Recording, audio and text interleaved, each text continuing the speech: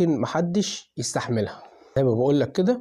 والنتيجة ان زيلينسكي كسر الاوامر بتاعت الولايات المتحدة.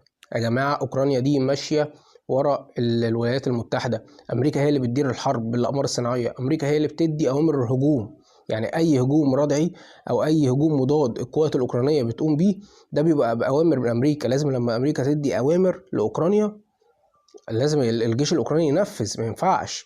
لكن المره دي القوات الاوكرانيه قصفت المكان اللي كان فيه رئيس الاركان الروسي، لكن بعد ما مشى.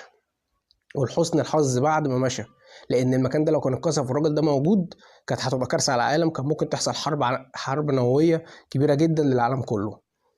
كانت ممكن تحصل حرب كارثيه ما بين روسيا والنيتو واوروبا وامريكا.